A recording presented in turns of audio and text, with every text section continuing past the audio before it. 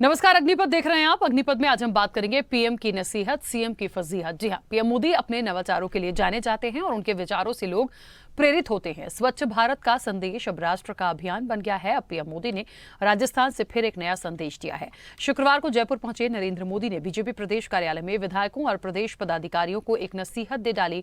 PM Modi ने स्थानांतरण पर होने वाली राजनीति से बचने की सलाह दी। जनसेवक बनकर काम कम करें। उन्होंने कहा कि कौन अधिकारी कहां लगा है, कहां नहीं, विधायक इस पर ध्यान न दे। सत्ता बदलते ही तबादलों का दौर शुरू हो जाता है। मैं उससे दूर रहा, आप भी रहें। अधिकारी दल के नहीं होते। हमारा काम पॉलिसी बनाना है और अधिकारियों का काम उसको लागू करना है। पीएम मोदी की यह सीख वाकई काबिले तारीफ भी है और अनुसरण करने लायक भी है। लेकिन क्या धरातल पर यह संभव है? सत्ता बदलते ही सबसे पहले आईएएस और आईपीएस ही नेताओं के निशाने पर रहते हैं।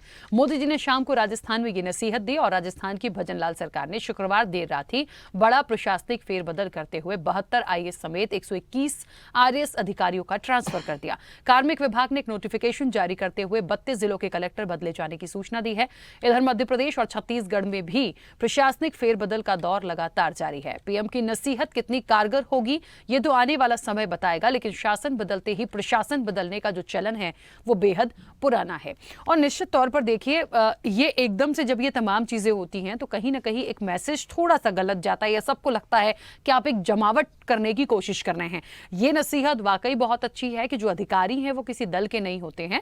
पॉलिसी हम बनाएंगे, उनको इंप्लीमेंट कराना है, तो इतने बदलाव की जरूरत नहीं है। लेकिन ये चलन वाकई पुराना है और हमेशा ये सारी चीजें देखने को मिलती हैं। इसका कितना ज्यादा फर्क पड़ता है और अभी उनकी नसीहत के बाद यदि ये तमाम चीजें हो गई हैं या हो रही हैं तो इसके क्या मायने हैं? इसी पर चर्चा को भी आगे बढ़ाएंगे। हमारे साथ मेहमान जुड़े हैं। सबसे पहले आपका परिचय करा दें। भारतीय जनता पार्टी का पक्ष रखने के लिए राजस्थान से राजेश चौधरी हमारे साथ जुड़े हैं। राजेश जी, बहुत स्वागत चर्चा में जुड़ने के लिए। कांग्रेस का पक्ष रखने के लिए मध्य प्रदेश से बृजभूषण नाथ जी हमारे साथ जुड़े हैं। बृजभूषण नाथ जी, आपका भी बहुत स्वागत है। और छत्तीसगढ़ से वरिष्ठ पत्रकार कौशल स्वर्णबेर हमारे साथ जुड़े हैं। कौशल जी, आपका भी बहुत स्वागत है। चर्चा की शुरुआत सबसे पहले राजेश जी आपसे करना चाहती हूं, क्योंकि राजस्थान से ये तमाम चीजों की बात निकली, एक नसीहत पीएम मोदी की आती है और उसके बाद ही ये सारे बदलाव होने लगते हैं या लगातार कह लीजिए कि चल रहे हैं। इस बदलाव की जरूरत क्यों पड़ती है? या यदि ये जो एक नसीहत आई है पीएम मोदी की कि अधिकारी किसी दल के नहीं हैं, हम तो पॉलिसी बनाएंगे, उनसे हमें काम करवाना है, तो वैसे भी काम हो सकता है, लेकिन ये चलन वाकई बहुत पुराना है और इसकी जरूरत क्यों? राजेश जी, आवाज पहुंच रही है मेरी? राजेश जी तक मेरी आवाज नहीं पहुंच रही है। बृजभूषण नाथ जी, राजस्थान की बात हो, छत्तीसगढ़ की बात हो, मध्य प्रदेश की भी बात हो, मध्य प्रदेश में भी तबादले हुए, नए कलेक्टर भी मिल गए हैं, क्यों इस चीज की जमावट होती है? प्रश्न बहुत लंबा नहीं करूंगी क्योंकि समय आज थोड़ा वैसे ही ज्यादा हो चुका है। राखी जी, निश्चित तौर पर जब प्रधानमंत्री नरेंद्र मोदी जी ने मध्य प्रदेश के जनता के जनाधार को देखते हुए और उसके विपरीत मोहन यादव जी और अन्य राजस्थान में और छत्तीसगढ़ में अपने हिसाब से मुख्यमंत्री बना दिए हैं, तो उनको भी अपने हिसाब से काम करना चाहिए। और निश्चित तौर पे जैसे मध्य प्रदेश में लगातार तबादला चल रहा है और शिवराज सिंह चौहान जी के जो खास थे अधिकारी, वो ऐसा मोहन आदि जो मानते हैं कि ये मेरे आसपास भी नहीं रहे, और लगातार धीरे धीरे धीरे शिवराज सिंह चौहान जी के जो ठप्पा लगा हुआ था, ऐसे कहते हैं कि शिवराज सिंह चौहान जी के अधिकारी हैं, तो उस प्रथा को तोड़ते हुए मोहन यादव जी लगातार उनको बदलते जा रहे हैं। सबसे पहले मनीष सिंह जी का ट्रांसफर, जो आयुक्त थे जनसंपर्क विभाग के, सबसे पहले कहा जाता था मध्य प्रदेश के अंदर कि सबसे खास शिवराज सिंह चौहान जी के हैं, जो शिवराज सिंह चौहान जी कहते हैं मनीष सिंह वही करते हैं। इंदौर भी इसलिए भेजा गया था उनको, और सबसे पहले आके सबसे पहला ऑर्डर उन्हीं के लिए निकाला। तो ये जो नरेंद्र मोदी जी को कह रहे हैं कि ये अधिकारी प्रशासनिक होते हैं, ये नरेंद्र मोदी जी कुछ मुझे ऐसा लगता है कि गलत कह रहे हैं।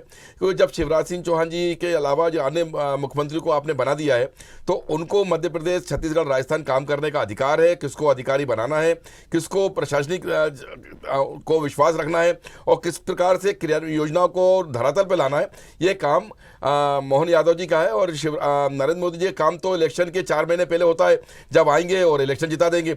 और कैसे भी काम शिवराज सिंह चौहान जी करें, जैसे लाडली बहना का काम किया था, और कैलाश विजयवर्गीय जी ने कह दिया था कि ये जो चुनाव जीते हैं ये शिवराज सिंह चौहान जी की लाडली बहना के अनुसार नहीं जीते, ये मोदी जी के अनुसार जीते। तो ये तीनों मुख्यमंत्रियों के लिए नसीहत भी है, सलाह भी है कि आप जैसा चाहे वैसा करिए। और आखिरी में नरेंद्र मोदी जी और अमित शाह जी आएंगे और 4 महीने में पूरी व्यवस्था संभाल लेंगे और निश्चित तौर पर पुनः फिर से सरकार बनाएंगे। तो ये अगर धरातल पर इनकी योजना जाए चाहे नहीं जाए, ये लाडली बहना बनाए चाहे नहीं बनाए, मध्य प्रदेश में बेरोजगारी की संख्या बढ़ती जाए और मध्य प्रदेश में रोजगार चौपट हो जाए, छत्तीसगढ़ में चौपट हो जाए, राजस्थान में चौपट हो जाए, लेकिन अमित शाह जी और नरेंद्र मोदी जी को अच्छी तरह विश्वास है कि कुछ भी हो जाए, हम 4 महीने आएंगे और ऐसी व्यवस्था जमाएंगे कि हम मध्य प्रदेश, छत्तीसगढ़, राजस्थान और जिस प्रदेश में चाहेंगे वहाँ पे अपनी सरकार बना लेंगे।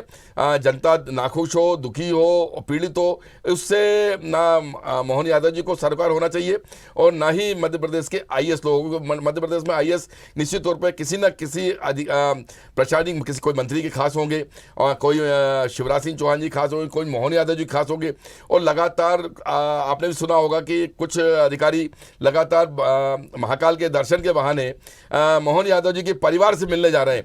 तो मोहन यादव जी परिवार से मिलने से का तात्पर्य क्या है कि वो अपनी सेटिंग जमाने जा रहे हैं।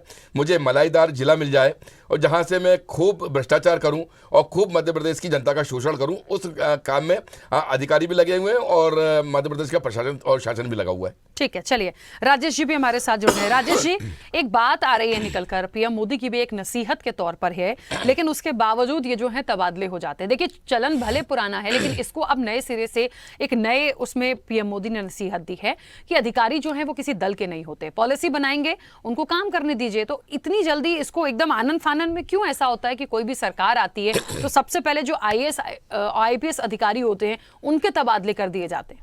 एंकर महोदय, मेरा ऐसा मानना है कि मोदी जी ने जीरो टॉलरेंस पावर और अंत्योदय की योजना के अंतर्गत ही सारे काम किए जा रहे हैं।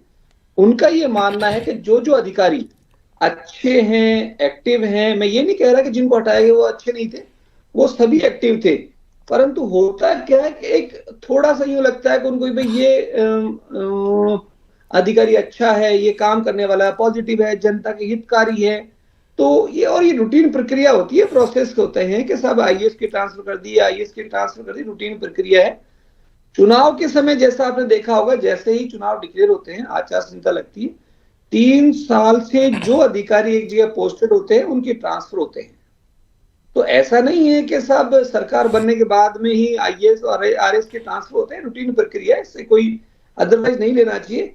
बल्कि हमारे मोदी जी जब यहाँ राजस्थान कल आए थे, जयपुर मुख्यालय में, जब उन्होंने एक ही संदेश दिया है कि अंत्योदय का विकास होना चाहिए, मोदी जी की योजनाएं हैं, जो पूरे देश की योजनाएं हैं, वो अंतिम पंक्ति में बैठे हुए व्यक्ति तक पहुंचनी चाहिए। हमारा केवल एक ही आधार है, विकास हो, जनता को न्याय मिले और सभी के संग सबको ऐसा लगना चाहिए कि एक सुराज आ गया है।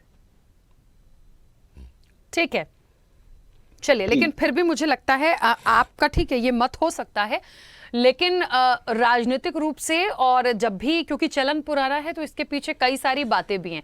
जैसे अभी मध्य प्रदेश से कांग्रेस का पक्ष बृजभूषण नाथ जी ने रखा, तो उन्होंने भी कहा कि कहीं ना कहीं जमावट की ही कोशिश होती है। ये बात बिल्कुल सही है, जो अच्छा काम कर रहा है उसको मत बदलिए, जो जिनके कामों में खामियां हैं आप उनको बदल सकते हैं ज़रूरत के हिसाब से, ठीक है, सारी चीज़ें हैं, अधिकार है तो करिए, लेकिन हर जगह या पूरी तरीके से हम कर देंगे, ये भी तो निश्चित तौर पर सवाल उठाता है। जमावट वाली बात आएगी ही आएगी, क्योंकि इतने समय से हम राजनीति में और तमाम चीजों को देख रहे हैं। खैर, कौशल जी, मेरी आवाज पहुंच रही है? कौशल जी, कौशल जी, छत्तीसगढ़ में भी ऐसा ही कुछ देखने को मिला है। सवाल वही है मेरा कि आखिरकार इसकी जरूरत क्या पड़ती है। और दूसरी चीज ये कि वाकई में एक मैसेज जो सबसे पहले जाता है, जो बहुत अच्छे से तमाम चीजों को देख सुन समझ रहे हैं, उन्हें यही लगता है कि सरकार बदली, ये ऑफिसर्स अधिकारी बदलेंगे, क्योंकि सब अपनी अपनी जमावट से चलते हैं। इलेक्शन टाइम पे भी जो अभी बात कह रहे थे राजेश जी, वहां पे भी तो ऐसा ही होता है। कितनी बार होता है कि प्रशासन जो है, अधिकारी जो हैं, वो सत्ता पक्ष के दबाव में काम कर रहे हैं, जहां जिसकी जैसी सरकार होती है, हमने कितनी बार सुना है। तो इन आरोपों से कैसे ये जो अधिकारी हैं वो बाहर निकल पाएंगे? राखी जी, निश्चित तौर पर जब सरकारें बदलती है तो ये सबसे पहले ये माना जाता है कि अफसर बदलेंगे, खासकर सीएम सचिवालय के अफसर बदलेंगे, जनसंपर्क के अफसर बदलेंगे, डीजीपी बदलेंगे, सीएस बदलेंगे। तो जो जितने बड़े डिपार्टमेंट के जो अधिकारी होते हैं उनका बदलना एकदम लाजमी। तो उसके बाद आप देखेंगे कलेक्टर और एसपी के भी तबादले।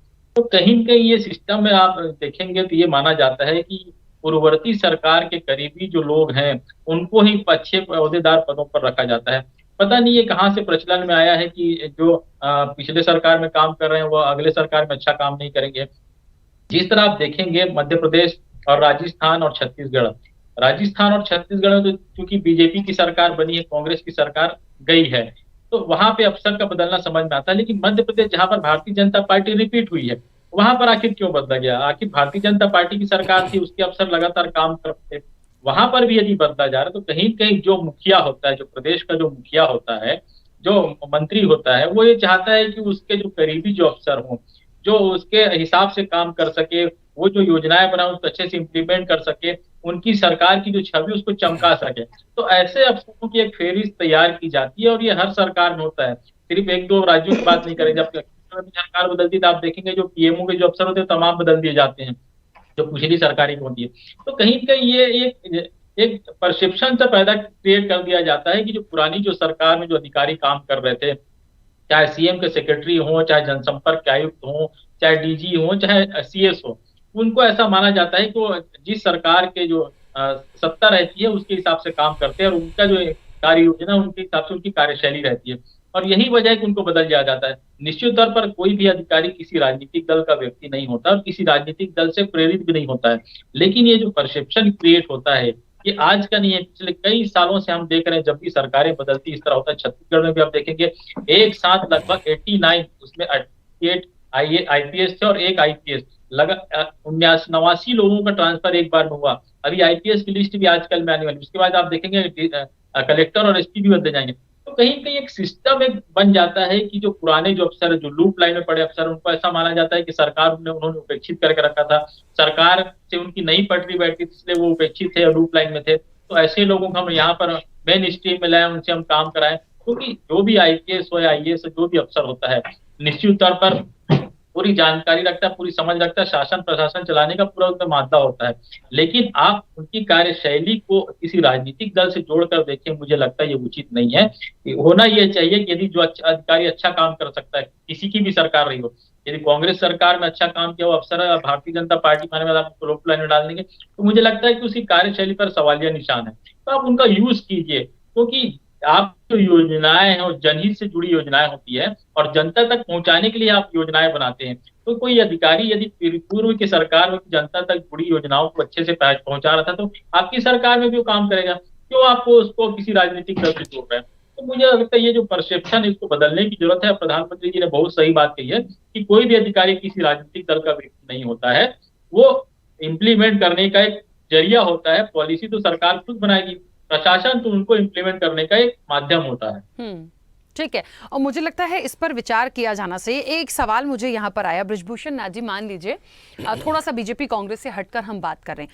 मान लीजिए बीजेपी की सरकार है, जैसे उन्होंने मध्य प्रदेश का एक एग्जाम्पल दिया कि यहाँ तो पहले भी वही चीजें थी, तो यहाँ बदलाव की जरूरत थी नहीं, या कलेक्टर को भी बदलने की। देखिए, मैं व्यक्तिगत रूप से नहीं जाऊंगी, लेकिन मुझे ऐसा लगता है कि क्या पहले जो काम कर रहे थे और सरकार पहले भी बीजेपी की ही थी, तो इतने बदलाव की क्या जरूरत पड़ रही थी? दूसरी जगह स्टेट में भी मैं सवाल यही लूंगी कि देख लीजिए, जैसे राजस्थान में जाइए, भले वहां पे सत्ता परिवर्तन हुआ, लेकिन एक चीज हमें और देखनी पड़ेगी कि यदि जो वर्तमान में ऑफिसेस काम कर रहे थे, क्या उनसे बीजेपी काम नहीं करा सकती थी? क्या वो कोई कांग्रेस के अधिकारी थे कि वो उनकी बात नहीं सुनते? क्योंकि आपको तो इंप्लीमेंट कराना है ना, जैसे वरिष्ठ पत्रकार बोल रहे हैं, तो इसे बदलेंगे कैसे? पीएम मोदी एक सजेशन सही दे रहे हैं, लेकिन इसको ट्रैक पे कैसे लाया जाएगा? निश्चित तौर पे वरिष्ठ पत्रकार जी हैं, उनकी बात से सहमत हूँ कि प्रशासन का अधिकारी जो होता है वो जनता की सेवा के लिए होता है, और जो भी मुख्यमंत्री बनता है, जो प्रशासन मुखिया होता है या मंत्री जो होता है, वो जो निर्देश देता है जनहित के कार्य के लिए, उसको पालन करने का काम और नीचे तक जमीनी स्तर पर पहुंचाने का काम वो अधिकारी करता है, चाहे एसपी हो, चाहे कलेक्टर हो, चाहे डीजीपी हो। लेकिन मध्य प्रदेश में ये जरूर देखने पे आ रहा है कि मध्य प्रदेश में जो शिवराज सिंह चौहान जी के खास माने जाते थे, मोहन यादव जी, लगातार उनको हटा रहे हैं। इसका मतलब सीधा सीधा ये है कि मध्य प्रदेश में कांग्रेस वर्सेस बीजेपी की लड़ाई कम, मध्य प्रदेश में मोहन यादव वर्सेस शिवराज सिंह चौहान की लड़ाई ज़्यादा छिड़ चुकी है। और लगातार अधिकारी इस बात पे मैं पूछना चाहता हूं कि अभी तक 18 साल तक जो शिवराज सिंह चौहान जी के अधिकारी थे, अधीनस्थ में जो काम कर रहे थे और मध्य प्रदेश में जमीनी स्तर पर जो काम करना, योजना को पहुंचाने का काम कर रहे थे, क्या वो योजना नहीं पहुंचा पा रहे थे? इसीलिए आनन फानन में आपने उनको 15 दिन का भी समय नहीं दे रहे, 1 महीने का भी समय नहीं दे रहे और आप लगातार उनको हटाते जा रहे, या विश्वास भी नहीं कर पा रहे कि ये अधिकारी हम अगर निर्देश देंगे तो हमारे निर्देश का पालन करेगा और जो हम निर्देश देंगे वो जमीनी स्तर पर एक जो योजना को वहाँ धरातल तक पहुँचा देगा। इसके अलावा एक बात और राखी जी मैं आपसे कहना चाहता हूँ कि चाहे मोहन यादव जी हों, चाहे छत्तीसगढ़ के नवीन मुख्यमंत्री हों, राजस्थान के नवीन मुख्यमंत्री हों, इस सब से कुछ होने वाला नहीं है। अधिकारी को बदलने से एक अलग कार्य नज़र आता है। अगर इनको बदलना है तो मध्य प्रदेश के जो शहरी इलाके हैं जहाँ पे वर्षों से 20-20, 25-25 साल से बड़े बड़े डॉक्टर्स विराजमान हैं, जिनका कार्य क्षेत्र ग्रामीण क्षेत्र में, अंचल में होना चाहिए, जो आखिरी की पंक्ति का व्यक्ति, गरीब व्यक्ति है, वहाँ तक योजना पहुँचाने का होना चाहिए। तो सबसे पहले डॉक्टरों का ट्रांसफर शहर से गाँव में करना चाहिए और जो शिक्षक प्रोफेसर भोपाल के अंदर और इंदौर के अंदर, जबलपुर के अंदर, ग्वालियर के अंदर 50-50 साल से टिके हुए हैं, उनको शिक्षा का स्तर सुधारने के लिए ग्रामीण अंचल में, जहाँ जिले में कोई कॉलेज है, वहाँ भेजाना चाहिए। तब जमीनी स्तर पर मध्य प्रदेश का विकास नजर आएगा। और नहीं तो कलेक्टर मलाईदार विभाग लेगा, मलाईदार जिले लेगा और मोहन यादव जी के रिश्तेदार उनको अपॉइंट कराएंगे और मध्य प्रदेश में जिस प्रकार से भ्रष्टाचार चल रहा था आगे भी चलता रहेगा। योजना का लाभ जो गरीब पंक्ति तक मिलना चाहिए वो नहीं मिल पाएगा। बिल्कुल ठीक है, क्योंकि समय भी हो गया है, आज चर्चा थोड़ी देर से भी शुरू हुई थी, इसलिए फिलहाल राजेश जी दोबारा आपके पास नहीं आ पाऊंगी। आप सभी का बहुत शुक्रिया इस चर्चा में जुड़ने के लिए। तो निश्चित तौर पर देखिए, एक बात तो है कि आखिरकार पीएम की नसीहत है लेकिन सीएम की फजीहत है, क्योंकि ट्रांसफर्स तो आप कर रहे हैं ना, आदेश तो हो रहे हैं, लेकिन इसको अभी भी इंप्लीमेंट किया जा सकता है। एक प्रयास करके देखिए, इस जमावट को बदलने की जरूरत नहीं है, एक बार उसी प्रोसेस से काम करके देखिए, शायद कुछ हो जाए। लेकिन यदि ऐसे आनन फानन में तमाम चीजें होती रहेंगी तो निश्चित तौर पर ये जो चलन तो पुराना है और इसी को चलाना है तो आप चलाते रहिए, लेकिन मैसेज जरूर गलत जाएगा। चर्चा में इतना ही, दीजिए इजाजत, नमस्कार।